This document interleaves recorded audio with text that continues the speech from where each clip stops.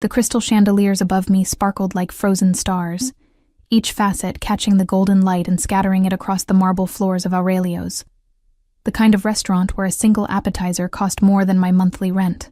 My fingers trembled slightly as I balanced the silver tray, the weight of expensive champagne flutes making my shoulders ache. 6 months into this job, and I still felt like an imposter among the silk dresses and tailored suits that populated these dining rooms every night. The scent of truffle oil and aged wine hung heavy in the air, mixing with the subtle perfume of old money and newer ambitions.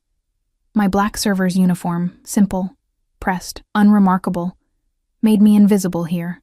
That's what I'd learned. People like these didn't see the hands that served them. They saw through us, past us, around us. We were ghosts in black and white, moving between their conversations about summer homes in Positano and stock portfolios that could feed entire neighborhoods.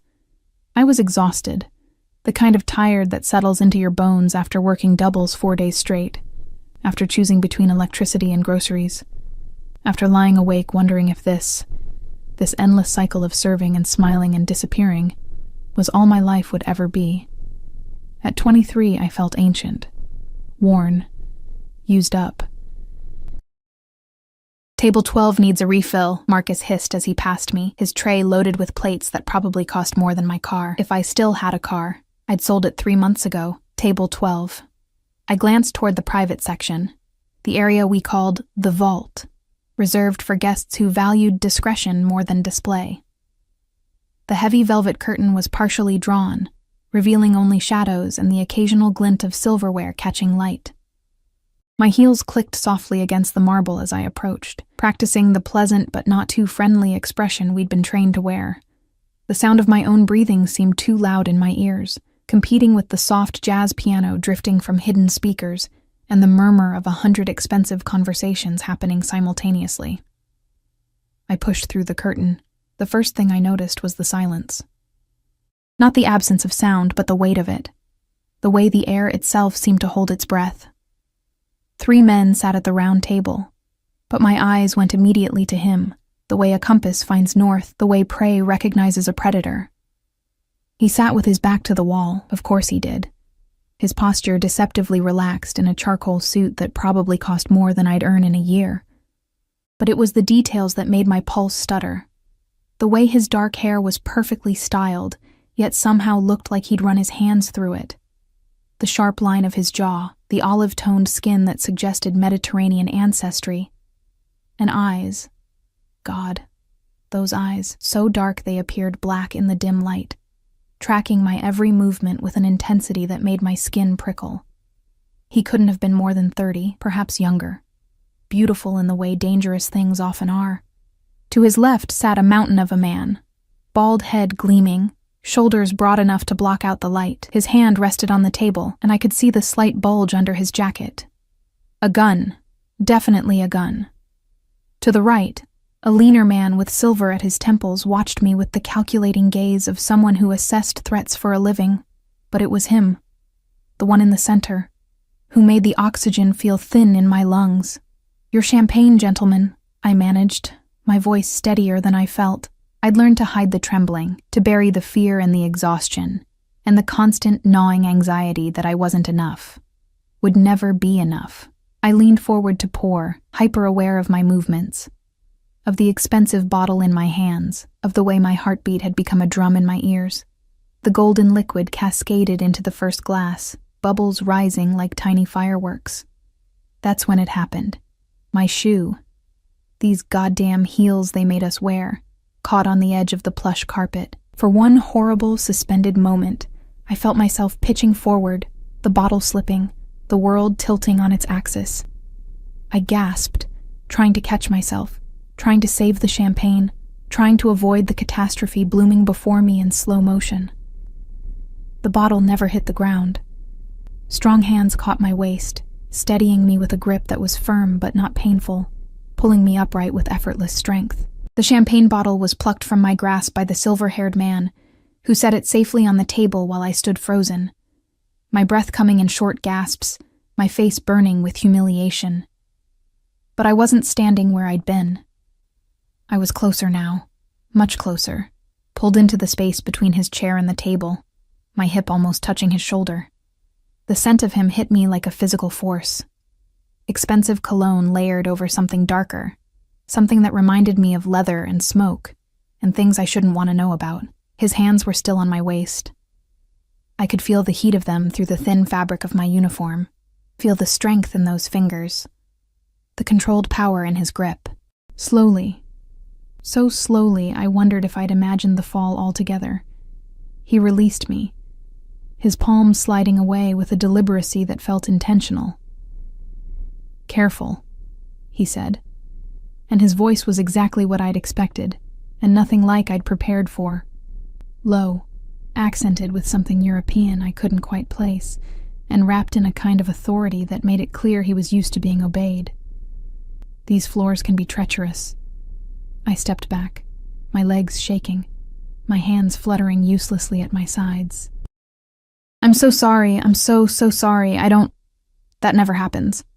I'll get you another bottle immediately. There's no charge, of course, the bottle is fine." He cut through my panicked rambling with 3 words, his gaze never leaving my face. "You're fine." Was I? I didn't feel fine. I felt like every nerve ending in my body had been set on fire, like the air had become too thick to breathe, like the world had narrowed to just him and those impossible eyes studying me with an interest that made me want to run and stay in equal measure. "Thank you," I whispered, because what else could I say? I'll finish pouring." "No." The word was soft but absolute. "Antonio will pour. You should sit down. You're pale." Antonio, the silver-haired man, was already moving, taking over my duties with practiced efficiency, while the mountain of muscle watched me with an expression I couldn't read. "I can't sit down," I said, confusion cutting through the embarrassment. "I'm working. I need to sit." "Not a request. Not a thy—" The beautiful man gestured to the empty chair beside him, and somehow, without consciously deciding to do so, I found myself sinking into it, my legs grateful for the reprieve even as my mind screamed that this was wrong, all wrong, that servers didn't sit with guests, that I'd be fired, that— "What's your name?" he asked, and the question felt loaded with more than simple curiosity. "Emma," I breathed, then caught myself. "Emma Hartley, sir." Something flickered in those dark eyes. Amusement, perhaps, or satisfaction. "Emma." He said it like he was testing the weight of it, the taste. "Italian?"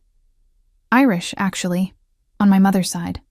Why was I telling him this? Why was I still sitting here? "You're afraid." Not a question, an observation, delivered with the kind of certainty that suggested he'd made a study of fear, of how it looked on people's faces. "No, But the lie died on my tongue, because yes, I was afraid. Terrified, actually, though I couldn't articulate exactly why. It wasn't just the gun under the bodyguard's jacket, or the way these men commanded the space around them like generals surveying a battlefield. It was him. The way he looked at me like he could see through all my carefully constructed walls, past the pleasant server smile and the exhaustion I tried to hide, down to something deeper, something true. "You should be," he said quietly, and somehow that honesty was more unsettling than any threat. But not of me. Not tonight. The qualifier hung in the air between us. Not tonight. Implying there might be other nights, other circumstances where fear would be appropriate, expected even. "I should get back to work," I said, starting to rise. But his hand moved, not touching me, but raised in a gesture that somehow froze me in place. "How old are you, Emma Hartley?" 23. "And you work here every night?" "Most nights. Sometimes doubles." Why was I answering? Why couldn't I seem to find the strength to stand, to walk away, to return to the safety of invisibility? He leaned back in his chair, the movement casual, but I noticed how Antonio and the other man immediately shifted their attention, their posture changing subtly. Everything revolved around him, I realized. He was the sun, and everyone else existed in his orbit. "You're tired," he observed, and the acknowledgement of it, that someone had actually seen me, truly seen me, made something crack in my chest. "When did you last eat?" The question was so unexpected, so strangely intimate, that I answered without thinking. "This morning. Coffee and I think there was toast." His jaw tightened almost imperceptibly. "It's 10 o'clock at night. I'm not hungry." Another lie. And we both knew it. My stomach had been a hollow ache for hours, but I'd learned to ignore it, to push past it, to save the money for rent and bills and the endless parade of expenses that never seemed to stop. He said something in Italian, rapid, commanding, and Antonio disappeared through the curtain without a word. The large man remained, a silent sentinel, his eyes constantly scanning the room beyond our little bubble of privacy. "I don't understand," I said, my voice small. "What's happening?" "You're going to eat," he replied simply. "And then you're going to tell me who hurt you." The words hit me like a slap. "No one hurt me. I'm fine. You flinch when anyone moves too quickly. You apologize for things that aren't your fault. You make yourself small, invisible." Each observation landed with surgical precision, cutting away at the defenses I'd spent years building. "Someone taught you to be afraid. I'd like to know who." Tears burned behind my eyes, hot and unwelcome. I blinked them back furiously because I did not cry at work. I did not show weakness. I did not... His hand moved to the table near mine, not touching, but close enough that I could feel the heat radiating from his skin. "Breathe, Emma." I did, dragging air into my lungs, forcing the tears back down, rebuilding the walls as quickly as he'd demolished them. Antonio returned with a plate, not leftovers or kitchen scraps, but a proper meal from the menu, steam rising from pasta and cream sauce with grilled chicken and vegetables that looked like edible art. He set it in front of me along with fresh silverware wrapped in a cloth napkin. "I can't," I protested weakly. "This isn't... I'm not a guest. I'll get in trouble." "You won't." The certainty in his voice suggested he'd made it fact simply by declaring it. "Eat." My stomach betrayed me with a low growl, and I saw the corner of his mouth twitch. Not quite a smile, but close. With shaking hands, I picked up the fork, aware of 3 sets of eyes watching me take the first bite. It was perfect. Of course it was perfect. Everything in this place was perfect except for me, the girl in the server's uniform who'd stumbled into something she didn't understand and couldn't escape. "Better?" he asked after I'd eaten several bites, and I nodded, not trusting my voice. "Good." He lifted his champagne glass, studying the bubbles with apparent interest, but I could feel his attention on me still, that intense focus that never seemed to waver. "Now tell me, Emma Hartley, have you ever been kissed?" I choked on the pasta, coughing, heat flooding my face as Antonio discreetly handed me water. The question was so unexpected, so wildly inappropriate, that for a moment I couldn't process it. I started, then stopped, because what was it? Personal? Intrusive? True? That's not... Why would you... He waited, patient as a predator, letting me stumble through my mortification until finally, quietly, the truth emerged. "No." The word hung in the air between us, an admission I'd never made to anyone, a vulnerability I'd kept hidden beneath layers of bravado and deflection. 23 years old, and I'd never been kissed, never been held, never been wanted in the way that counted. His eyes darkened, and something shifted in his expression, something possessive and hungry and barely contained. He leaned closer, close enough that I could see the individual lashes framing those midnight eyes, close enough that his cologne wrapped around me like smoke. "Let's start slow," he whispered, and the promise in those words made every warning bell in my head scream in alarm and anticipation both. The restaurant blurred around me, the clink of silverware, the murmur of distant conversations, the soft jazz piano. All of it faded into white noise as his words settled into my bones. Let's start slow. What did that mean? What was I doing, sitting here with a man whose name I didn't even know, whose presence commanded the room like he owned it, whose bodyguards carried guns under their expensive jackets? "I don't even know your name," I whispered, the words escaping before I could stop them. His lips curved, not quite a smile, but something close, something dangerous. "Dante." He said it like a confession, like he was giving me something precious and terrible all at once. Dante Caruso. The name meant nothing to me, But I watched Antonio and the large man exchange a glance, saw the way they seemed to tense at hearing it spoken aloud, as if the name itself held power. As if I'd been given information that changed everything.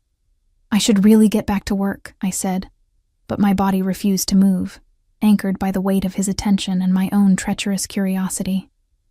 You're trembling. Dante's voice had softened, losing some of its commanding edge. Are you afraid of me, Emma? Was I? Yes. No, I didn't know anymore. Fear and something else, something unnamed and dangerous, twisted together in my chest until I couldn't tell where one ended and the other began. I'm afraid of what you represent, I answered honestly, surprising myself. Men like you don't notice girls like me unless you want something. Perceptive. He leaned back, giving me space I hadn't realized I'd needed. You're right. I do want something. My heart hammered against my ribs. What? To see you again. The simplicity of it stunned me. Not money, not favors, not the things men usually wanted when they cornered vulnerable women in private dining rooms. Just to see me again. Why? The question came out broken, disbelieving.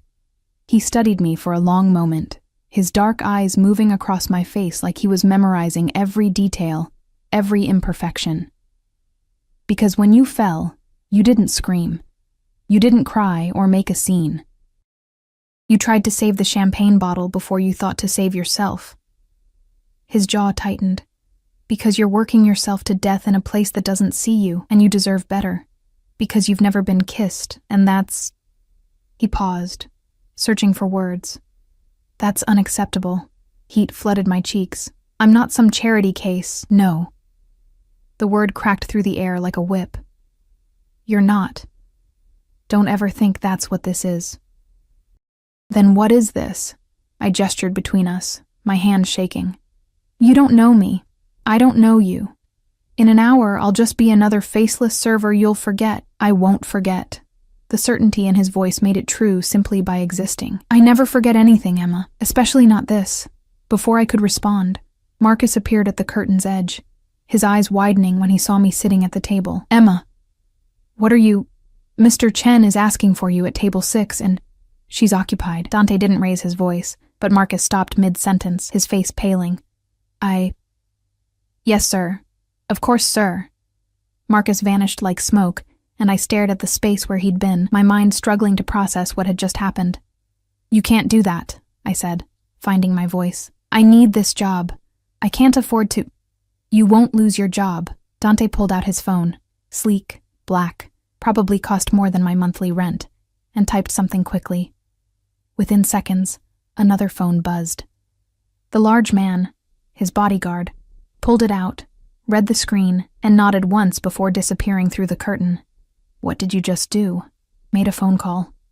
Dante pocketed his phone with the ease of someone who shaped the world with simple gestures. Your manager will receive a very generous tip tonight, along with a request that you be assigned to this section permanently. You'll get a raise. You'll work reasonable hours. And you'll never have to worry about losing this position because of me. The words should have been comforting. Instead, they terrified me. I don't want your money.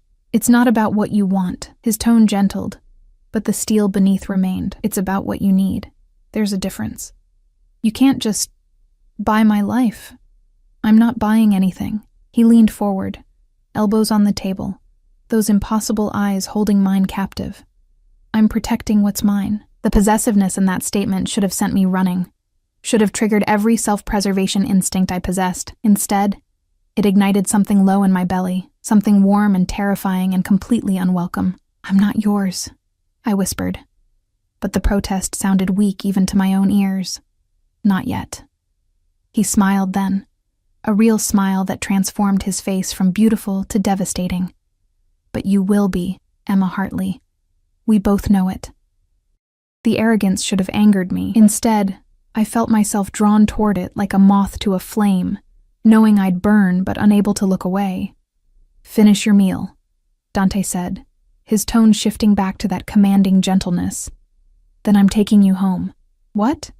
No, I have 3 more hours on my shift. Not anymore. He glanced at his watch. Platinum, understated, Probably worth more than I'd earn in 5 years. It's late. You're exhausted. And I don't leave things I care about unprotected.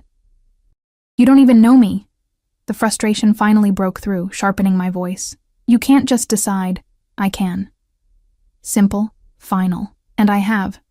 Fight me if you want, Emma. Push back. Say no. His eyes glittered with challenge. But we both know you won't, because he was right. And we both knew it.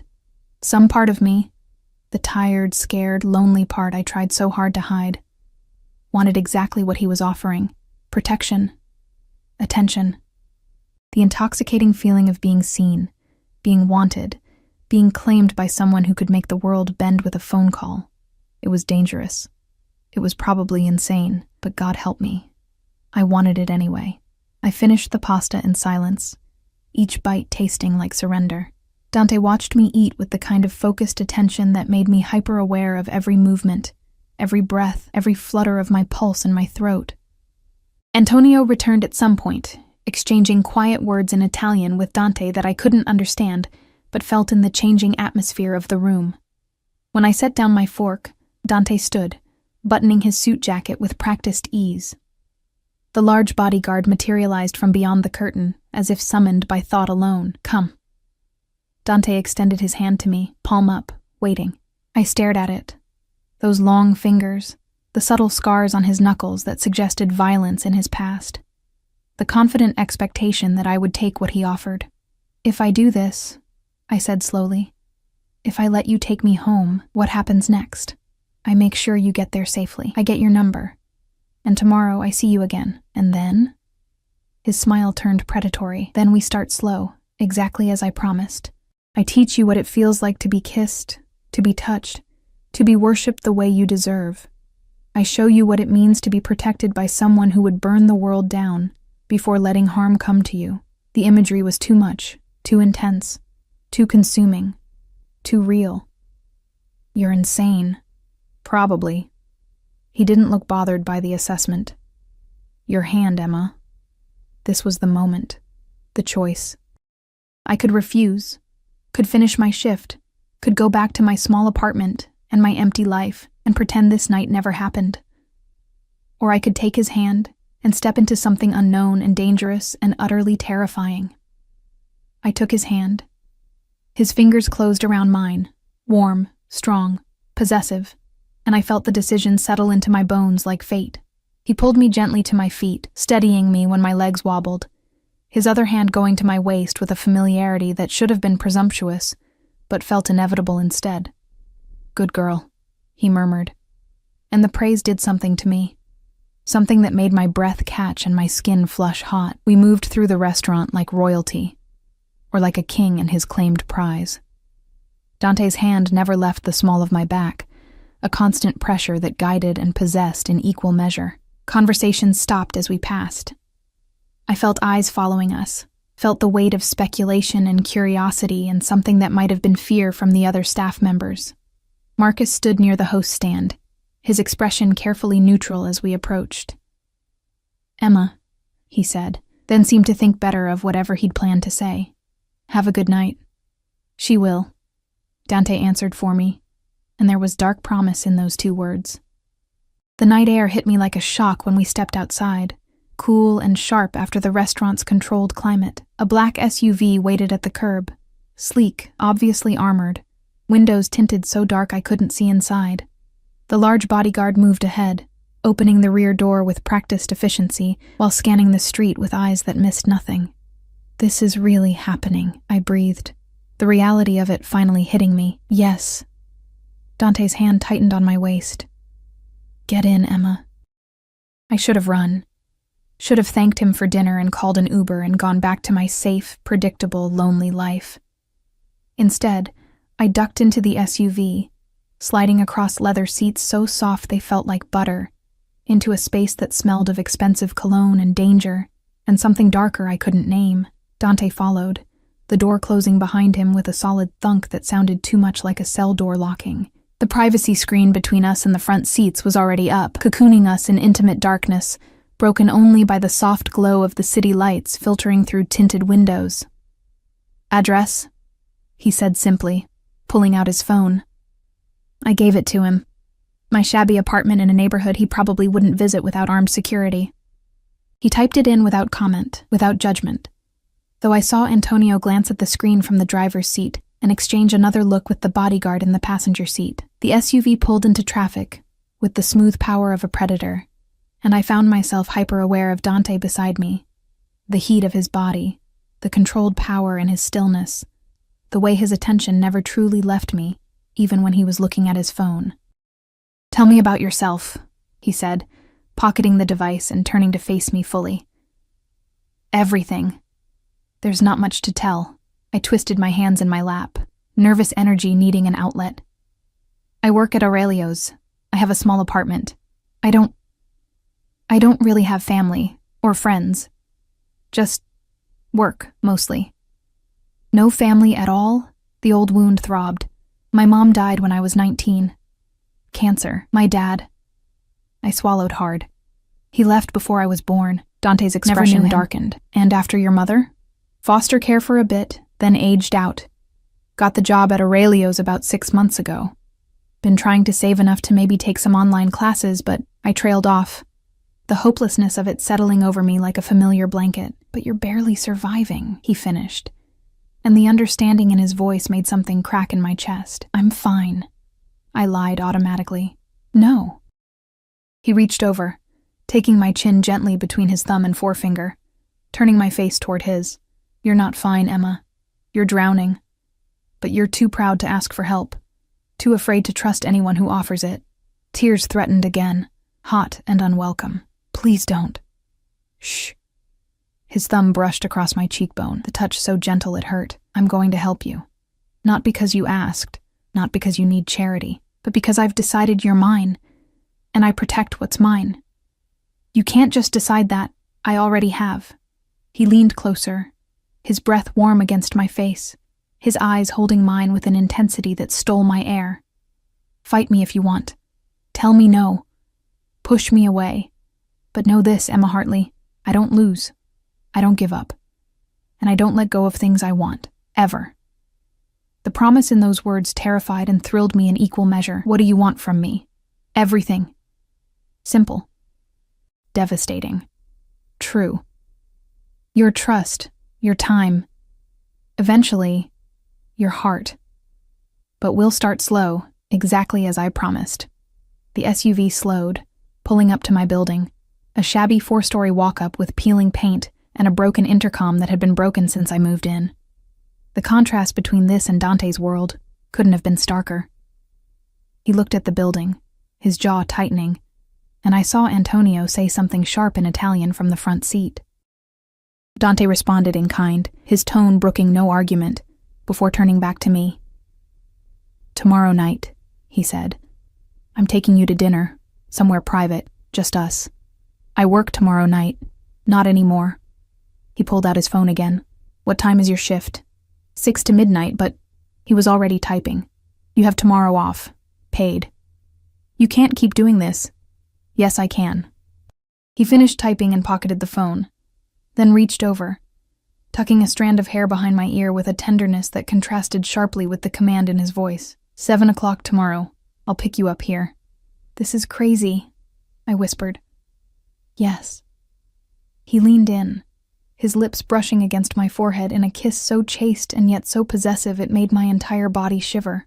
"But you're not running, are you?" "No." God help me, I wasn't. The bodyguard opened my door, and Dante released me reluctantly, his hand trailing down my arm until only our fingertips touched. "Text me when you're safely inside," he said, and I realized he'd somehow gotten my number during the car ride. I checked my phone. There it was. A new contact simply labeled Dante with a message already waiting. "So I know you're safe. How did you—" "I have my ways." His smile was pure sin. "Now go, before I decide to come inside with you, and we definitely don't start slow." The heat in his eyes made my legs weak.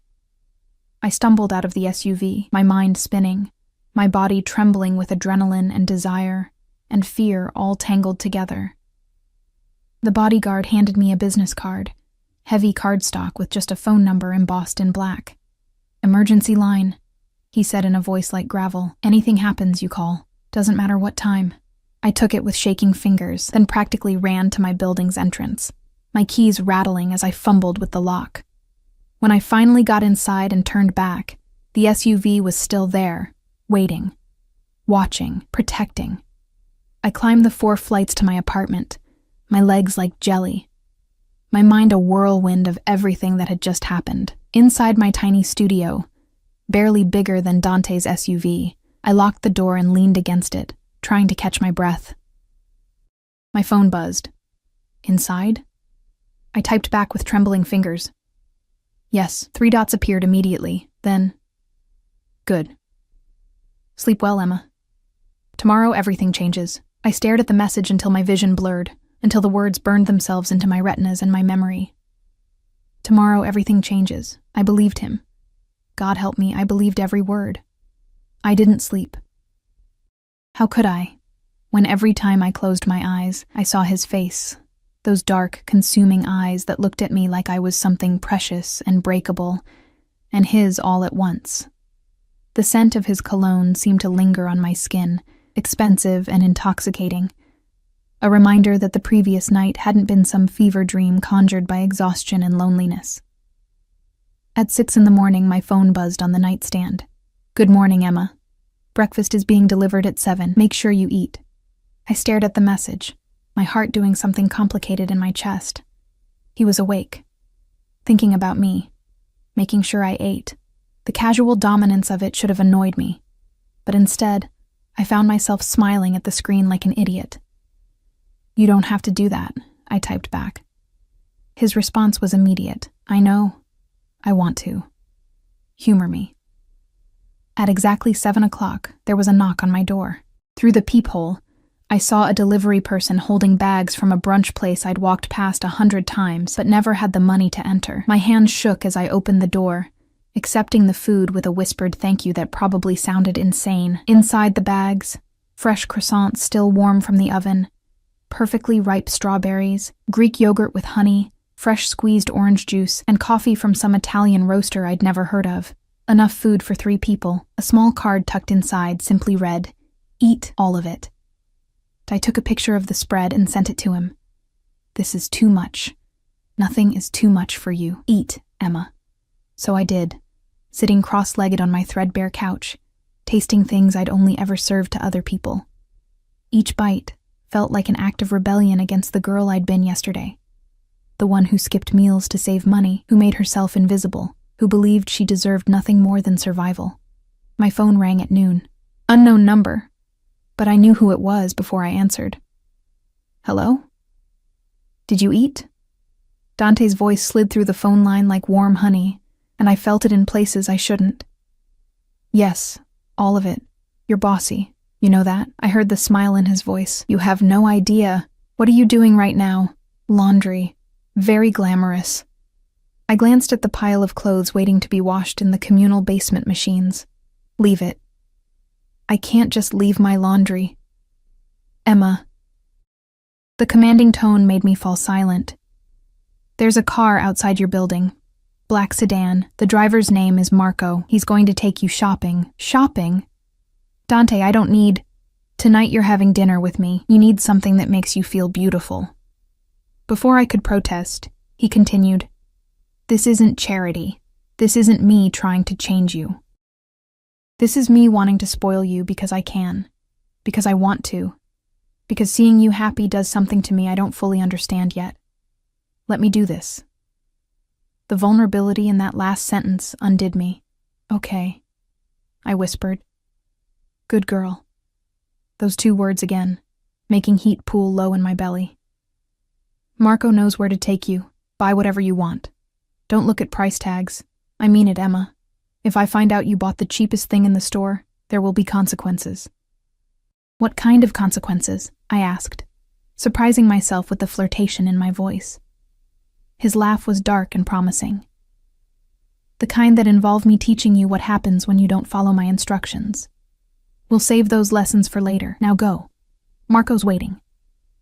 He hung up before I could respond, and I stood there holding my phone, my entire body humming with anticipation and nerves, and something that felt dangerously close to excitement. Marco turned out to be a man in his 50s with kind eyes and the same watchful alertness I'd noticed in Dante's other security. The sedan was as luxurious as the SUV from last night, and Marco drove with the efficiency of someone who knew exactly where he was going. We ended up in a part of the city I'd never ventured into, where boutiques had names I couldn't pronounce, and the windows displayed dresses that looked like art. Marco opened my door, gesturing to a store with French script above the entrance. "Mr. Caruso has an account here," Marco said. "They're expecting you." Inside, a woman in her 40s with impeccable style and a warm smile greeted me like I was royalty. "Emma, we've been so excited to meet you. I'm Isabel." Mr. Caruso called ahead. "We have some pieces already pulled for you, but please, look around. Try on anything that speaks to you." The next 2 hours passed in a blur of silk and lace, of dresses that hugged curves I didn't know I had, of saleswomen who treated me like I mattered. Isabel had an eye for what worked, steering me toward pieces that made me look sophisticated but still like myself. Nothing too revealing. Nothing that felt like a costume. I tried on a midnight blue dress that fell to just above my knees, with a neckline that hinted at my collarbone without being too low, and sleeves that skimmed my shoulders. When I looked in the mirror, I barely recognized myself. I looked elegant, beautiful even. "That's the one," Isabel said with satisfaction. "Mr. Caruso is going to lose his mind." My cheeks burned. "Is it that obvious?" Her smile turned knowing. "Sweetheart, I've been dressing women for 20 years. I know the look of a man who's completely obsessed. And Mr. Caruso, he's got it bad." She added shoes, delicate heels I could actually walk in, and somehow convinced me to try lingerie, though I protested that Dante wouldn't see it. Her response, "You'll know you're wearing it. That's what matters." When everything was bagged and ready, I caught sight of Isabel scanning items at the register. My curiosity got the better of me, and I glanced at the screen. My heart stopped. The dress alone was $3,000. The shoes, another $800. The lingerie set. I couldn't even process the numbers anymore. "I can't," I said, panic rising. "This is too much. I can't let him spend this much on—" "Emma." Isabel's voice was gentle but firm. "When a man like Dante Caruso wants to give you something, the kindest thing you can do is let him. Trust me on this." But it wasn't just about kindness. It was about power, about debt, about owing someone something I might not be able to repay. Still, I let Marco load the bags into the car, let him drive me back to my apartment, let myself float on the strange unreality of a day where a man I barely knew spent more on a single dress than I made in 2 months. Back home, I laid the dress on my bed, running my fingers over the fabric, still not quite believing it was mine. My phone buzzed. "Did you find something?" "Yes. It's beautiful. But Dante, the cost doesn't matter. Send me a picture. Of the dress? Of you in the dress. I want to see." My hands trembled as I changed, zipping up the dress with difficulty, arranging my hair, applying the minimal makeup I owned. I stood in front of the bathroom mirror, phone in hand, and took a photo. Awkward and self-conscious, but trying. I sent it before I could overthink. 3 minutes of agonizing silence. Then my phone rang. "Cristo," Dante breathed when I answered, and the raw want in his voice made my knees weak. "Emma, you're too much?" I asked nervously. "Perfect. You're absolutely perfect." A pause, then darker. "I'm going to have a very hard time keeping my hands to myself tonight. Maybe I don't want you to keep your hands to yourself." The words escaped before I could stop them, bold and honest and terrifying. His sharp intake of breath told me I'd surprised him. "Careful, Dolcezza. You have no idea what you're asking for." "Then show me." My reflection stared back at me, this new version of Emma who was brave enough to flirt with a dangerous man, who wore $3,000 dresses, who maybe, possibly, could be wanted. "Tonight. Show me what starting slow means, Emma." "I'm 23 years old, and I've never been kissed. I've never been touched. I've never felt—" I struggled for words. "I've never felt what you make me feel. And I'm tired of being afraid, so show me, Dante. Teach me." The silence stretched so long I wondered if I'd gone too far, pushed too hard. Asked for too much. 7 o'clock, he finally said, his voice rough with barely controlled desire. Be ready, Emma, because tonight, everything changes. He ended the call, and I stood there in my beautiful dress, in my shabby apartment, feeling like I was standing on the edge of a cliff with nothing but Dante's promise to catch me if I fell. The afternoon crawled by with agonizing slowness. I washed my hair 3 times, trying to make it behave. I painted my nails with the single bottle of polish I owned, hands shaking so badly I had to redo them twice. I paced my tiny apartment, wearing a path in the cheap carpet, checking my phone every 30 seconds even though I knew it was only 6 o'clock, then 6:15, then 6:30. At 6:45, my phone buzzed with a message from Marco. Downstairs in 5 minutes, I grabbed the small purse Isabel had insisted I needed, checked my reflection one final time. The girl staring back at me looked confident and beautiful, and nothing like the exhausted server from last night, and headed down the stairs on trembling legs. The sedan waited at the curb, but this time, Marco wasn't alone. He stood by the rear door, and when he opened it, I saw Dante inside, and the breath left my lungs in a rush. He wore all black, dress shirt open at the collar, no tie, suit jacket that fit him like it had been made specifically for his body. Probably had been. His dark hair was styled with that artful carelessness that probably took effort, and when his eyes landed on me, they turned molten. Emma. He said my name like a prayer and a curse, reaching out to help me into the car with a hand that trembled slightly, the first crack in his controlled facade I'd seen. I slid in beside him, hyper-aware of every point where our bodies almost touched, of the heat radiating from him, of the way his cologne wrapped around me like a physical presence. You're stunning, he said quietly, his eyes moving over me with an intensity that felt like a caress. Absolutely stunning. The dress is beautiful. I'm not talking about the dress. His hand lifted, hovering near my face, waiting for permission. May I?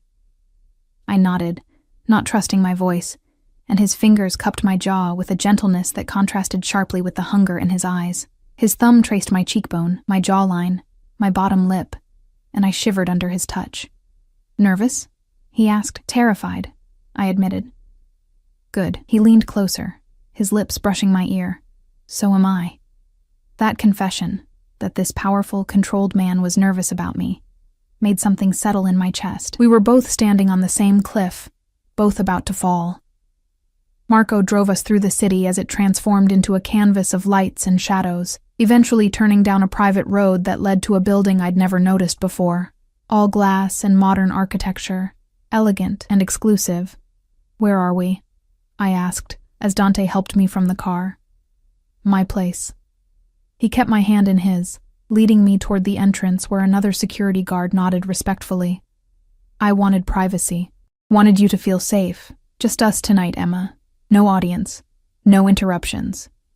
The elevator rose smoothly, floor numbers climbing until we reached the penthouse. The doors opened directly into his apartment, and I stepped into a space that was somehow both intimidating and welcoming. Modern furniture and dark colors, floor-to-ceiling windows overlooking the city, art on the walls that was probably worth more than my entire building. But it was the dining table that caught my attention. Set for 2 with candles already lit, soft music playing from hidden speakers, and the scent of something delicious wafting from the kitchen. You cooked? I asked, surprised. His smile was almost shy. I had it prepared. But yes, I'll serve. He trailed off, searching for words. I wanted this to be about us, not staff, not restaurants, just you and me. The intimacy of that statement made my heart race. This wasn't just dinner. This was a seduction, carefully planned, every detail considered. Dante pulled out my chair, his hand resting briefly on my bare shoulder as I sat, his touch leaving trails of fire on my skin. He served the first course himself, some delicate appetizer I couldn't name, and sat across from me, his eyes never leaving my face. Tell me something true, he said as we ate. Something you've never told anyone. I set down my fork, the question catching me off guard. Why? Because I want to know you, all of you. Not just the surface, not just the girl who serves champagne and apologizes for existing. The real Emma. The vulnerability in his voice gave me courage. I'm lonely, I said quietly. Not just alone. I've been alone most of my life, but lonely. Like there's this emptiness inside me that never goes away, no matter how many hours I work or how tired I make myself, like I'm disappearing, and no one would notice if I was gone. His jaw clenched, something dark and pained flashing through his eyes. I would notice. I notice everything about you, Emma. The way you hold yourself like you're trying not to take up space. The way you flinch when people raise their voices. The way you look at beautiful things like you're not allowed to want them. He reached across the table, taking my hand. You're allowed to want, Dolcezza. You're allowed to take up space. You're allowed to exist loudly and demand more from this world. Tears burned behind my eyes. And what do you want from me? Really? He was quiet for a long moment, his thumb tracing circles on my palm.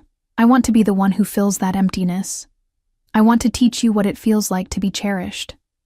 I want to wake up every morning knowing you're safe and happy and mine. His eyes met mine, fierce and honest. I want everything, Emma, but I'll take whatever you're willing to give, as slowly as you need to give it. And what if I want to give you everything? The question hung between us, heavy with implication. Dante's eyes darkened to pure black. Slowly, deliberately, he stood, moving around the table until he was beside me, offering his hand. Then let's start with a kiss. My hand trembled as I placed it in his, and Dante pulled me gently to my feet, his other hand settling on my waist with a possessiveness that made my breath catch. The candlelight cast dancing shadows across his face, making him look both angelic and dangerous, like something out of a dark fairy tale, where the monster turns out to be the prince. Are you sure? He asked, his voice low and rough. Because once I kiss you, Emma, there's no going back. You'll be mine, completely. The declaration should have terrified me. Instead, it sent heat spiraling through my body, pooling low in my belly. I'm sure. He cupped my face with both hands, tilting my head up to meet his gaze. Then let me do this right. Let me make your first kiss something you'll remember forever. His lips brushed mine, feather light, barely there. A whisper of contact that made me whimper with need. He pulled back, his eyes searching mine, checking, always checking, making sure I wanted this as much as he did. More, I breathed, my hands fisting in his shirt, pulling him closer. His smile was pure masculine satisfaction. Greedy girl. But he obliged, kissing me again, deeper this time, his mouth moving against mine with expert precision, teaching me the rhythm, showing me how to open for him, how to respond. It was nothing like I'd imagined. Books and movies made kissing seem simple, straightforward. But this was an entire language I didn't know. And Dante was a master linguist, coaxing responses from me I didn't know I could give. His tongue traced the seam of my lips, requesting entry. And when I opened for him, the world tilted on its axis. He tasted like wine, and something darker, something uniquely him, and I couldn't get enough. My hands moved from his shirt to his hair, threading through the dark strands, pulling him closer still. He groaned against my mouth, the sound vibrating through both our bodies, and his hand slid from my face to my waist, pulling me flush against him. I could feel every hard plane of his body, could feel the evidence of his desire pressing against my hip, could feel the tremor in his hands as he fought for control. When he finally pulled back, we were both breathing hard, his forehead resting against mine, his eyes closed like he was in pain. Cristo, Emma, he muttered, his accent thicker now, roughened by desire. You're going to destroy me. I couldn't finish the sentence, couldn't articulate what that kiss had done to me, how it had awakened something I didn't know existed inside me. I know. He pressed a gentle kiss to my forehead, then my nose, then the corner of my mouth. Soft, sweet gestures that contrasted with the barely leashed hunger I could feel radiating from him. And I'm trying very hard to remember that, to go slow like I promised, but you make it difficult when you kiss me back like that. Like what? Like you're starving for it, like you've been waiting your whole life for someone to touch you properly. His hands tightened on my waist. It makes me want to give you everything all at once, consequences be damned. Before I could respond, His phone buzzed insistently from the table. He ignored it at first, but it buzzed again, then again, each vibration carrying an urgency that couldn't be dismissed. With a muttered curse in Italian, Dante released me reluctantly, checking the screen. His expression shifted instantly from desire to something colder, more dangerous. "I need to take this." He stepped away, phone to his ear, speaking rapid Italian in a tone that made the hair on the back of my neck stand up. Even without understanding the words, I could hear the threat in his voice, the barely controlled violence simmering beneath his controlled exterior. This was the other Dante, the one who commanded bodyguards with guns, who made restaurant managers and staff bend to his will with a single phone call, who moved through the world like a predator surveying his territory. I should have been terrified. Instead, I found myself fascinated, watching the way his body language changed, the way his free hand flexed like he wanted to wrap it around someone's throat. He ended the call with what sounded like a command, then stood with his back to me for a long moment, tension radiating from every line of his body. When he finally turned around, his expression had been carefully smoothed into neutrality, but his eyes still burned with banked fury. "I'm sorry," he said, coming back to me, his hands gentle despite the violence I'd heard in his voice moments before. "Business. Something that requires my attention." "What kind of business?" I asked, then immediately regretted it when his jaw tightened. "The kind I don't want you involved in." He pulled me close, pressing a kiss to the top of my head, "The kind that exists in shadows and violence and things you should never have to see or know about." My heart hammered. Those men last night, the guns, the way people react to you." I trailed off, not sure how to ask if the man I was falling for was exactly as dangerous as I suspected. "Yes." Simple. Honest. Brutal. "I'm not a good man, Emma. I've done things that would horrify you. I exist in a world where mercy is weakness, and hesitation gets you killed. But with you..." His hands cupped my face, forcing me to meet his eyes. "With you, I want to be better. With you, I feel human again." The confession was raw, real, and it settled something in my chest. "I don't care what you've done. I care about who you are with me." "Stupidly brave girl." His thumb traced my bottom lip. "Don't you understand the danger you're in? Just by being near me, you've painted a target on your back. My enemies will know about you soon if they don't already. They'll try to use you against me, then protect me." I caught his wrist, holding his hand against my face. "You said you protect what's yours. So protect me, Dante. Teach me to survive in your world instead of hiding me from it." Something fierce and possessive flared in his eyes. "You have no idea what you're asking for." "Then show me." He studied me for a long moment, warring emotions playing across his face. Finally, he seemed to come to a decision. "Come with me." He led me through his apartment to a door I hadn't noticed before, pressing his palm against a biometric scanner.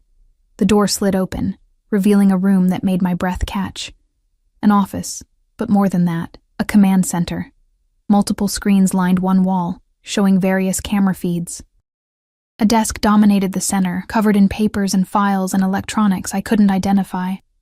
But it was the wall behind the desk that captured my attention. A map of the city marked with pins and notes, photographs of people I didn't recognize, and what looked disturbingly like surveillance photos. "This is what I do," Dante said quietly, standing behind me, his hands on my shoulders. "I control territories. I manage operations that exist outside the law. I make decisions that affect thousands of people, and not all of those decisions are clean or moral or right." He turned me to face him. "This is the world you're asking to be part of, Emma. Violence and danger and constant vigilance. Are you sure that's what you want?" I looked around the room again, really seeing it this time, the evidence of a criminal empire. The proof that Dante Caruso was exactly what I'd suspected. A mafia boss. A dangerous man. Someone who could have me killed with a phone call if he wanted. "I'm sure," I said. And I meant it. Because dangerous or not, criminal or not, this man had seen me when I was invisible, had fed me when I was hungry, had kissed me like I was precious. "But I need you to promise me something. Anything. Don't lie to me. Don't hide things to protect me. If I'm going to be in this world, I need to understand it. I need to know the rules, the dangers, the truth of who you are and what you do. Pride flickered in his eyes. Intelligent and brave, you never cease to amaze me, Dolcezza. He pulled me against him, his arms wrapping around me like bands of steel. I promise. No lies, no hiding, but you have to promise me something in return. What? That you'll trust me to keep you safe, that when I give you an order, and I will give you orders, Emma, you'll follow them without question. Because in my world, hesitation kills. Understanding? The dominance in his tone should have rankled, but instead it sent another spike of heat through me. I understand. Good. He kissed me again, harder this time, less controlled, his hand sliding down my back to my hips, pulling me against him with a hunger that made me dizzy. When he pulled back, his eyes were nearly black with desire. Now I need to deal with this situation. It shouldn't take long. An hour. Maybe 2. I want you to stay here where you're safe. Can't I come with you? Absolutely not. The refusal was immediate and non-negotiable. What I'm doing tonight, it's not something you need to witness. Not yet. Maybe not ever, if I can help it. Anxiety spiked through me. What are you going to do? His expression went cold, that predator surfacing again. Handle a problem. Someone who thinks they can steal from me and live to tell about it. His hand came up, gentle despite the violence in his words, tucking my hair behind my ear. Don't worry, Emma. I'll be back before you know it, and then we can continue what we started. He called for Antonio, who appeared within seconds, his expression carefully neutral, as Dante gave him instructions in rapid Italian. The only words I caught were my name, and what might have been, protect her with your life. Antonio will stay with you, Dante said, turning back to me. He's head of my personal security, and one of the few people I trust completely. Anything you need, anything at all, you tell him. I don't need a babysitter. Yes, you do. He kissed me again, quick and possessive. Because the moment I walk out that door, you become the most valuable thing in this city. My enemies will know by morning that Dante Caruso has found something he cares about, more than money or power or territory. That makes you leverage, Emma. That makes you a target. The reality of what I'd agreed to hit me like a freight train. This wasn't a fairy tale. This was real and dangerous. And I'd just willingly stepped into the crosshairs. Dante must have seen the fear in my eyes, because his expression softened. Hey, look at me. He waited until my gaze met his. I won't let anything happen to you. Ever. You're mine now, Emma Hartley. And I protect what's mine with everything I have. Do you believe me? Did I? This man I'd known for barely 24 hours. This beautiful, dangerous stranger who'd upended my entire life with a smile and a promise? Against all logic, all reason, all self-preservation instincts, yes. I believed him. I believe you. Then trust me. One more kiss. This one achingly tender. I'll be back soon. Make yourself comfortable. There's a bedroom through that door if you want to rest. Kitchen's fully stocked if you're hungry. Antonio will be right outside if you need anything. He left with a swirl of his coat, and I heard him issuing orders in Italian as he moved toward the elevator, heard other voices responding. His security team, mobilizing for whatever violence was about to unfold in the shadows of the city. And I stood in the penthouse apartment of a mafia boss, wearing a $3,000 dress, my lips still tingling from my first kiss, wondering what the hell I'd gotten myself into. Antonio appeared in the doorway, his expression as unreadable as ever. Miss Emma, can I get you anything? Coffee? Water? Answers, I said, surprising myself with the firmness in my voice. I want to know exactly what kind of danger I'm in. I want to know what Dante's going to do tonight. And I want to know why he's so convinced I need protection. Antonio's lips twitched, almost a smile. The boss said you were smart, told me you'd start asking questions the moment he left.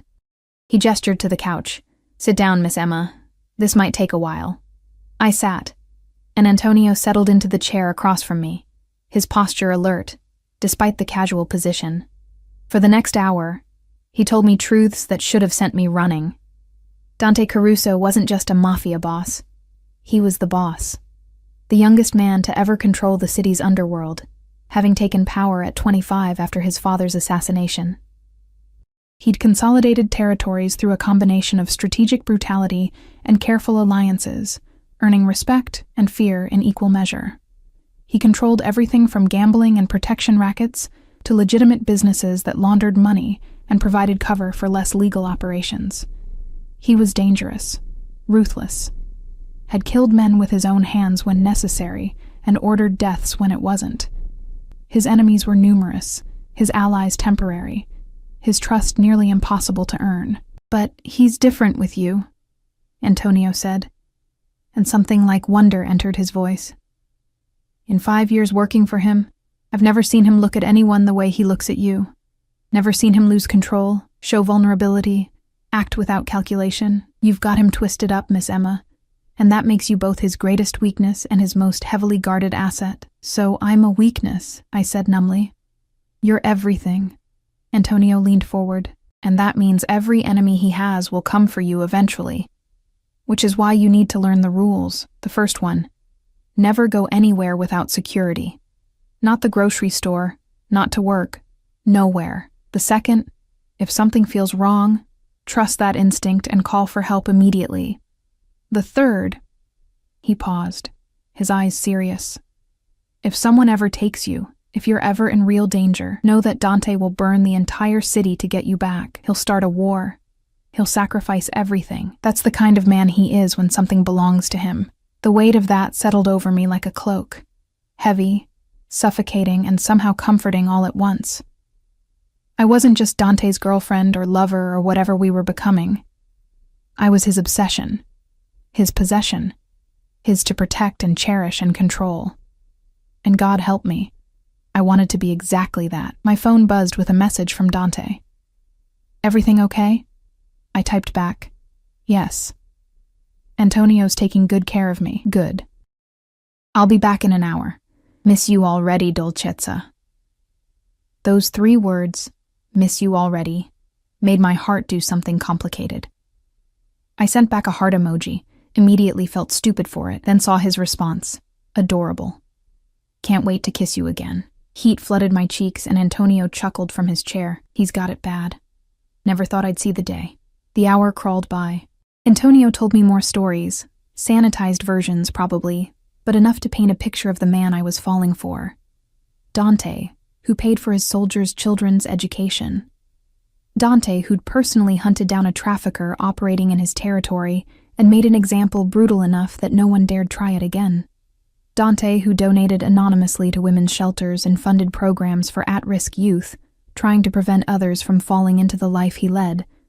He was complicated, contradictory, capable of extreme violence and unexpected tenderness, a monster and a man, depending on who was looking. And I wanted all of him. The elevator dinged, and my heart leaped into my throat. Antonio was on his feet instantly, hand moving to his weapon, relaxing only when Dante stepped out. Alone. His jacket gone. His shirt sleeves rolled up, traces of what might have been blood on his knuckles. Our eyes met across the room, and something electric passed between us. Recognition. Desire. Belonging. He crossed to me in 3 long strides, pulling me up from the couch and into his arms, his mouth finding mine with desperate hunger. I tasted copper. Blood. Definitely blood. But I didn't care. I kissed him back with equal fervor, my hands clutching at his shirt, feeling the controlled power in his body, the tremor of adrenaline still working through his system.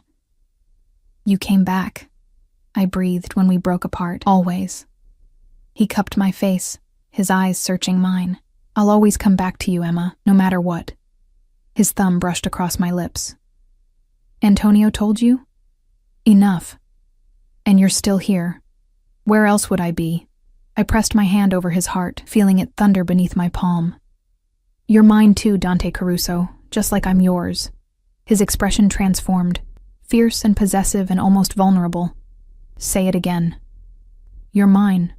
He kissed me like a drowning man finding air, like I was the only solid thing in a world of chaos, like I was precious and perfect and his. When he pulled back, his eyes had gone nearly black with want. "Stay with me tonight," he said.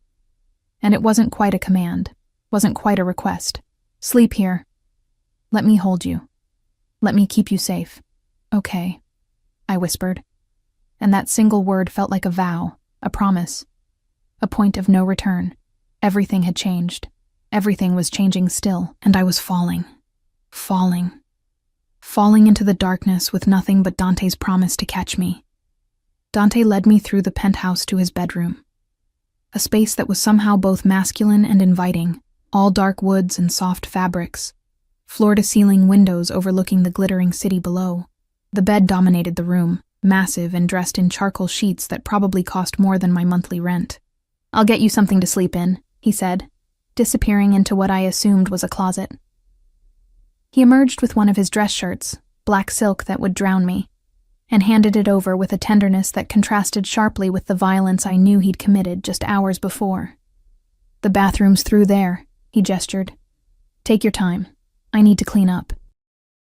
I changed in the bathroom, which was larger than my entire studio apartment, all marble and chrome and luxury I'd only ever seen in magazines.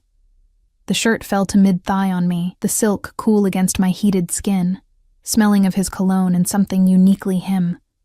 When I caught sight of myself in the mirror, hair mussed from his hands, lips swollen from his kisses, wearing his shirt like a claim, I barely recognized the girl staring back.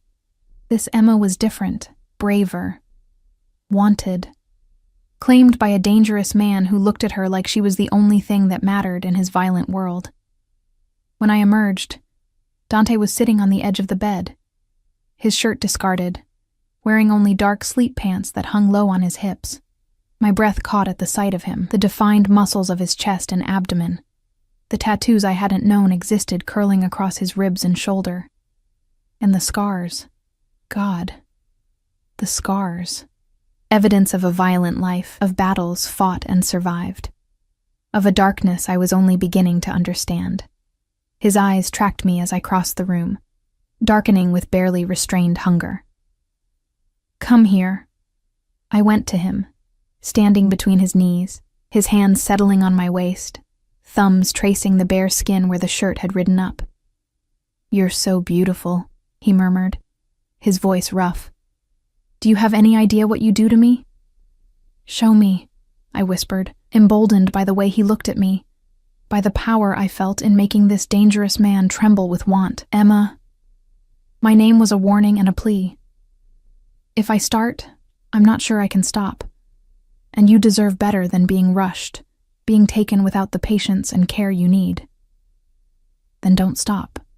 My hands found his shoulders, feeling the coiled strength beneath my palms. "I trust you, Dante. Teach me. Show me everything." His control snapped with an almost audible crack. He pulled me down onto the bed, his body covering mine, his weight delicious and overwhelming. "You're sure?" he asked one more time, his eyes searching mine for any hint of doubt. "I've never been more sure of anything." He kissed me then, deep and consuming, his tongue exploring my mouth while his hands roamed over the silk covering my body, learning my curves, my responses, the places that made me gasp and arch into his touch. Every movement was deliberate, controlled, designed to build pleasure slowly, to teach my inexperienced body the language of desire. "Tell me if anything's too much," he murmured against my lips. "Tell me if you need me to slow down." But I didn't want slow anymore. I wanted everything he'd promised. The fire and the passion and the complete surrender to this thing building between us. My hands found his hair, pulling him closer, and he groaned against my mouth, his hips pressing against mine, letting me feel exactly how much he wanted me. His lips moved from my mouth to my jaw, to the sensitive spot below my ear that made me whimper. "So responsive," he breathed. "So perfect. Mine." "Yours," I agreed, the word coming out broken, needy, the night blurred into sensation, his hands, his mouth, his body teaching mine things I'd never imagined. He was patient and demanding in equal measure, controlling my pleasure with expert precision, building me up until I was trembling and begging, then giving me exactly what I needed. When he finally made me completely his, claiming me with a gentleness that brought tears to my eyes, I understood what it meant to belong to someone so completely that nothing else mattered. "I love you," he whispered against my hair afterward, holding me close, our bodies still tangled together. I know it's too soon, too fast, too crazy, but I love you, Emma Hartley. I think I loved you from the moment you tried to save that champagne bottle instead of yourself. The confession made my heart stutter and soar. I love you too, I breathed, and saying it made it real, made it true, made it forever. We fell asleep wrapped around each other, his arm a protective band around my waist, his heartbeat steady against my back, the city lights casting shadows across his bedroom floor. 3 months later, I woke to sunlight streaming through the windows and the smell of coffee drifting from the kitchen. Dante's side of the bed was empty but still warm. He'd been up for hours, probably, handling business from his home office before I stirred. The past 3 months had been a whirlwind of adjustment and change. I'd moved into the penthouse after 2 weeks, when Dante had simply announced that having me in that shabby apartment was unacceptable. I'd kept my job at Aurelio's despite his protests, though now I only worked 3 nights a week and always with Antonio or another guard somewhere nearby. I'd started online classes, paid for by Dante before I could argue, studying business management because I wanted to understand his world better, wanted to be a true partner rather than just something to protect. It hadn't all been easy. There were nights when Dante came home with blood on his hands and darkness in his eyes, when he disappeared into his office and wouldn't speak for hours. There were mornings when I woke to find new security protocols in place, new guards shadowing my movements, evidence that some new threat had emerged in the night. But there were also moments of unexpected tenderness, Dante teaching me Italian in bed, his patient correction of my terrible pronunciation. Sunday mornings spent cooking together, his hands guiding mine as he showed me how his grandmother had made pasta. Quiet evenings when he'd read while I studied, his hand absently playing with my hair, both of us simply existing in each other's presence. I'd met his inner circle. Antonio I already knew, but also Marco the driver, and Luca who handled his financial operations, and even his cousin Gabriella who'd flown in from Sicily and immediately adopted me as a sister. I'd learned the rules of his world, the hierarchies and codes and unspoken languages that governed the criminal empire he controlled. And I'd learned what it meant to be loved by Dante Caruso. Completely, possessively, with a devotion that bordered on obsession. He was jealous and overprotective to the point of insanity, but he also worshipped me in ways I'd never imagined possible. Every morning I woke to fresh flowers on the nightstand. Every day brought some small gift. A book I'd mentioned wanting, a piece of jewelry he'd seen and thought of me, a reservation at a restaurant I'd said I wanted to try. He'd given me everything I'd never known I needed: security, comfort, purpose, and a love so intense it sometimes scared me with its ferocity. I padded into the kitchen wearing one of his shirts, my standard morning uniform now, and found him at the stove, shirtless in sleep pants, making what smelled like his attempt at pancakes. The domesticity of it made my heart swell. "Morning," I said, wrapping my arms around him from behind, pressing my cheek against the warm skin of his back. "Buongiorno, dolcezza." He turned in my arms, spatula still in hand, and kissed me thoroughly. "Sleep well?" "Always do when you're there." I glanced at the pan, where something that might have been a pancake was slowly burning. "You're terrible at this, you know. I'm excellent at many things," he said with mock offense. "Cooking is simply not one of them." I laughed, pushing him aside gently and rescuing the pancake before it became completely inedible. "Sit. Let me do this before you burn down your own kitchen." He obeyed with a grin, perching on one of the bar stools and watching me work with that intense focus he brought to everything. "I have something to tell you," he said after a moment, his tone shifting to something more serious. My hands stilled on the spatula. "What?" "The situation with the Morettis, the family that's been pushing into my territory, it's coming to a head. There's going to be a meeting next week. A negotiation." I turned to face him fully. "Is it dangerous?" "Everything I do is dangerous, amore." "But yes, this more than most. They've been making moves, testing boundaries. I need to respond decisively." Fear spiked through me, but I pushed it down. This was his world, and I'd chosen to be part of it. "What do you need from me?" Pride flickered in his eyes. "I need you to stay with Gabriella during the meeting." She has a safe house outside the city. Antonio and half my security team will be with you. You're that worried? I'm always worried when it comes to you. He reached out, pulling me between his knees, his hands settling on my hips. You're my weakness, Emma. The only thing in this world that could bring me to my knees. Which means you're also the most valuable target my enemies have. I cupped his face, feeling the rough stubble beneath my palms. Then be careful. Come back to me. Always. He pressed a kiss to my palm. I'll always come back to you. You're my reason for everything now. For building an empire. For consolidating power. For making sure I'm strong enough that no one dares touch what's mine. And after this meeting? After you deal with the Morettis? His smile turned predatory. After we expand. I'm taking over their operations, their territories, their assets. By the end of the year, I'll control everything from the waterfront to the industrial district, and it's all for you, Emma.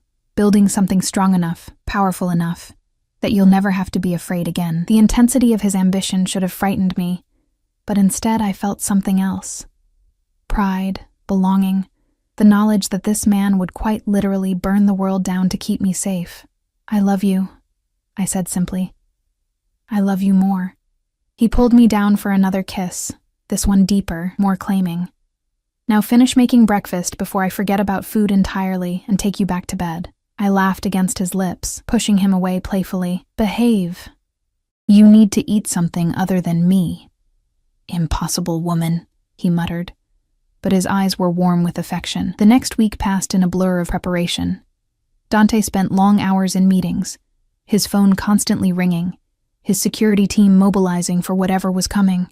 I packed a bag for my stay at Gabriella's safe house, trying not to think about all the things that could go wrong, trying to trust that Dante knew what he was doing.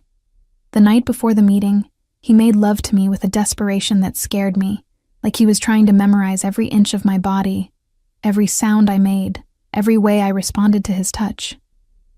Afterward, we lay tangled together, and I felt the tension radiating from his body despite his attempts to hide it. Talk to me, I said softly, my fingers tracing the tattoo on his ribs, a phoenix rising from flames, symbolic of his rise to power after his father's death. I'm afraid, he admitted quietly. Not of the meeting, not of the Morettis, but of losing you, of something going wrong and you getting caught in the crossfire. Of this world I've dragged you into destroying the one good thing I've ever had. I shifted to look at him, seeing the vulnerability in his dark eyes. You didn't drag me anywhere. I chose this. I chose you. And I'm not going anywhere, Dante Caruso. You're stuck with me. His hand came up, cupping my jaw. Promise me something. Anything. If something happens to me, don't. I pressed my fingers to his lips, cutting off the words. Don't you dare talk like that. Emma. He pulled my hand away, his grip gentle but firm. I need you to hear this. If something happens to me, Antonio has instructions. You'll be taken care of, protected, given everything you need. But more than that, he paused, his thumb tracing my bottom lip. I need you to live, fully, completely, find happiness again. Don't let my world destroy your light. Tears burned behind my eyes. Nothing's going to happen to you. But if it does, then I'll burn the world down to avenge you, I interrupted fiercely. Because that's what you've taught me, Dante. That love is worth fighting for. That some things are worth any risk, any danger, any cost. He stared at me for a long moment, something raw and powerful moving across his face. How did I get so lucky? He whispered. We both got lucky. I kissed him softly. Now stop talking about worst-case scenarios and tell me about best-case ones. Tell me about after. Tell me about the future. So he did. He painted pictures with words of traveling to Sicily together, of showing me where his family came from, of eventually stepping back from the violent side of his operations, focusing on the legitimate businesses, building something that wouldn't require constant bloodshed, of buying a house in the countryside where we could have privacy and peace, of marriage, children, a life that somehow balanced the darkness of his world with the light I brought to it.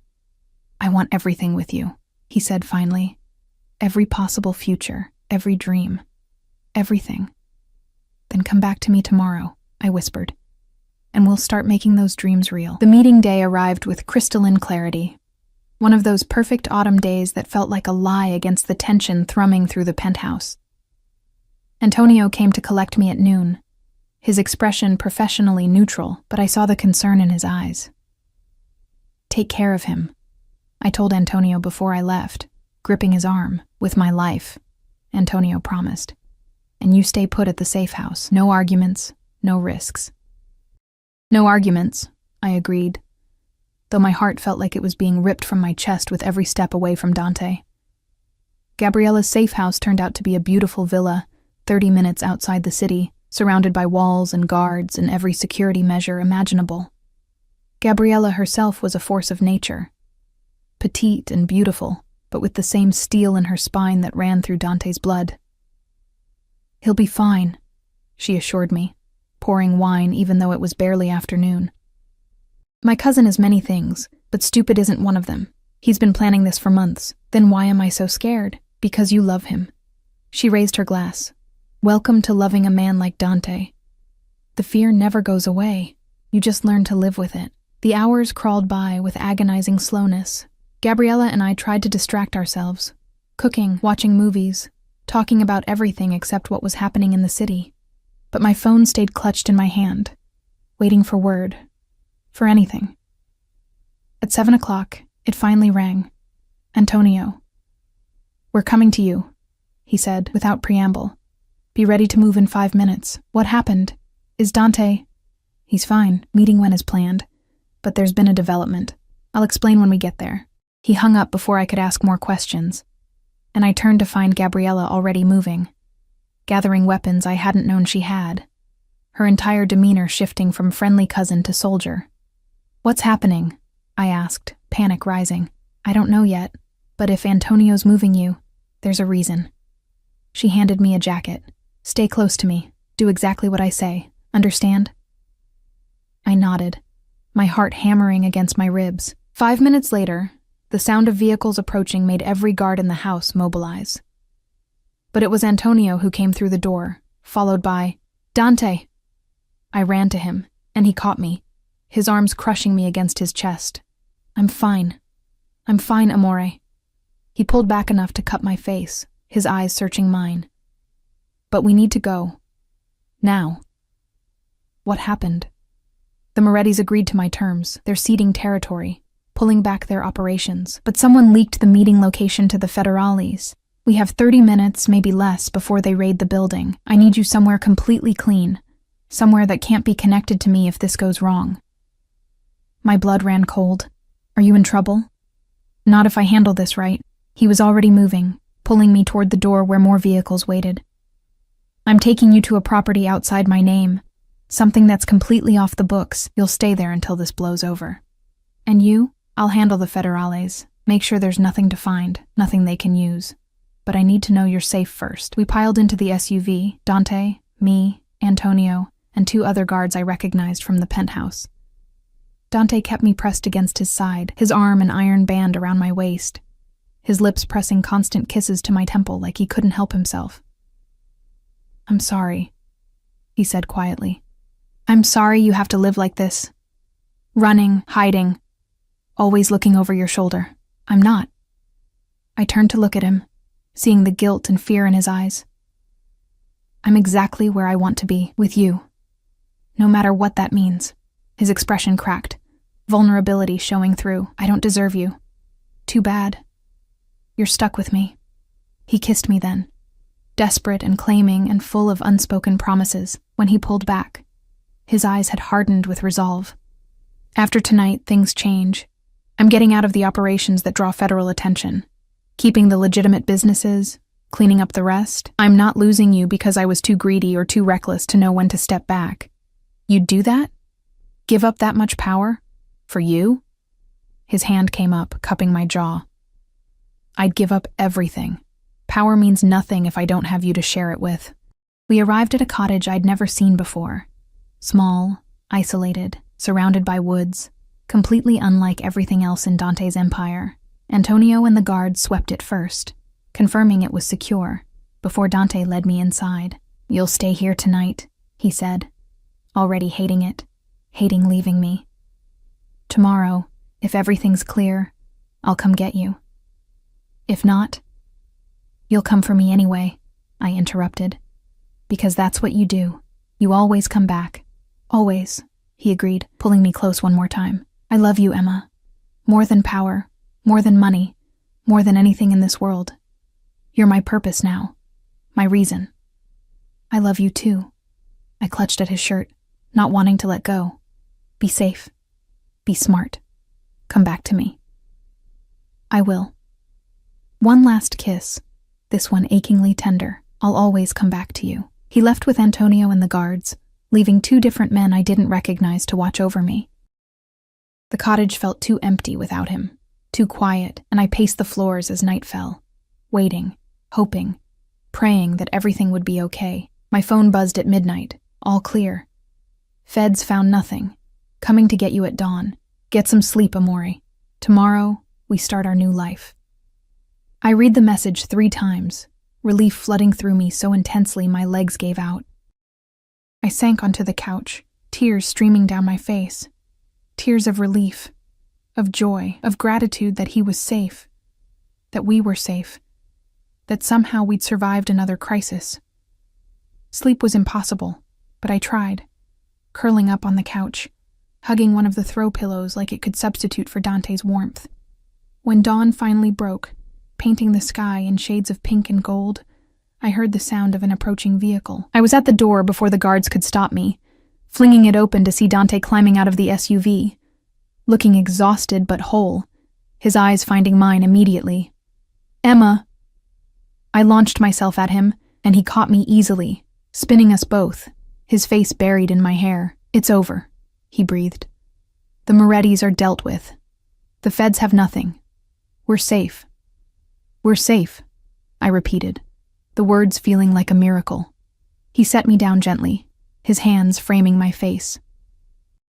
I meant what I said last night. Things are going to change. I'm stepping back from the dangerous operations, focusing on legitimate business. I want a life with you, Emma, a real life. Not one where we're constantly running or hiding or looking over our shoulders. Are you sure? This is your empire. You're my empire now, he interrupted. Everything else is just details. 6 months later, the sunset painted the Sicilian sky in impossible colors as I stood on the terrace of the villa Dante had bought for us, our home away from the city, away from the business, away from everything except each other. True to his word, Dante had restructured his operations. He'd kept the legitimate businesses, restaurants, import-export companies, real estate holdings, and quietly divested from everything else. Some of his former associates had been angry, had called him weak, had tried to move against him. They'd learned quickly that stepping back didn't mean Dante Caruso had become harmless. It just meant he was more selective about when and how he used his power. The villa had become our sanctuary, a place where Dante could be just a man, not a boss, where I could be just his wife. We'd married 2 months ago in a small ceremony with only close family and friends, where we could build a life that balanced both our worlds. I heard his footsteps behind me, felt his arms wrap around my waist, his chin resting on my shoulder. "What are you thinking about?" he asked. "How much has changed?" I said honestly. A year ago, I was invisible, working myself to death, convinced I'd never have more than survival. And now? I turned in his arms, looking up at the man who'd changed everything, who'd seen me when I was invisible, who'd protected me when I was vulnerable, who'd loved me with an intensity that had transformed both our lives. Now I have everything, I said simply. You. This life. A future that's more than I ever dreamed possible. His smile was pure warmth. Good. Because I have something else to give you. He pulled a small box from his pocket, opening it to reveal a key. The apartment building where you used to live? I bought it. I stared at him, confusion warring with curiosity. Why? Because I'm renovating it, turning it into affordable housing with on-site childcare and job training programs. I want to help people like you were. People who are working 3 jobs just to survive, who deserve better, but don't know how to get there. His eyes held mine. You taught me what it means to have nothing, Now I want to use everything I have to make sure fewer people have to live that way. Tears blurred my vision. Dante, you made me better, Emma. Made me want to be better. This is just the beginning. I kissed him through my tears, pouring everything I felt into it. Love and gratitude and joy and hope for the future we were building together. When we finally pulled apart, Dante's hand moved to rest on my still flat stomach, his eyes questioning. I'd been waiting for the right moment to tell him. And this, standing on our terrace at sunset, talking about the future, felt perfect. I'm pregnant, I said softly. His expression transformed, shock bleeding into joy so pure it took my breath away. We're having a baby. I covered his hand with mine. You're going to be a father, Dante Caruso. He dropped to his knees right there on the terrace, his arms wrapping around my waist, his face pressed against my stomach. I'm going to be a father, he repeated, his voice rough with emotion. We're going to have a family. We are, I confirmed, running my fingers through his hair, our own little empire. He looked up at me, tears tracking down his cheeks. This dangerous, powerful man reduced to vulnerability by the promise of our child. I love you. God, Emma. I love you so much it terrifies me. I love you too. I pulled him to his feet, into my arms, holding him as tightly as he held me. And our baby is going to be so loved, so protected, so wanted. Always, he promised. Both of you. Always. The sun dipped below the horizon, casting the world in twilight, and I stood wrapped in Dante's arms, feeling the steady beat of his heart against mine, knowing that somehow, against all odds, against all logic, we'd found our happy ending. Not the fairy tale kind where everything was perfect and easy, but the real kind, where two broken people found each other and built something beautiful from the pieces. Where a girl who'd never been kissed learned what it meant to be loved completely.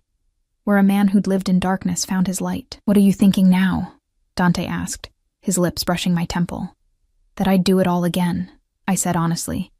Every moment, every risk, every terrifying step that brought me here, to you, to us, to this. Even the stumble that started it all? I laughed, remembering that night at Aurelio's, when I'd caught my heel and fallen into his arms. Especially the stumble, best accident of my life. Mine too, Dolcezza. He turned me to face him, his eyes holding mine with that same intensity that had captured me from the beginning. Mine too. He kissed me as the first stars appeared in the darkening sky, and I kissed him back, knowing that this, us, together, building a life and a family and a future, this was everything I'd ever needed, and more than I'd ever dared to dream. The invisible girl had been seen. The unloved girl had been claimed, and the girl who'd never been kissed had learned that sometimes, when you take a chance on falling, someone extraordinary catches you and holds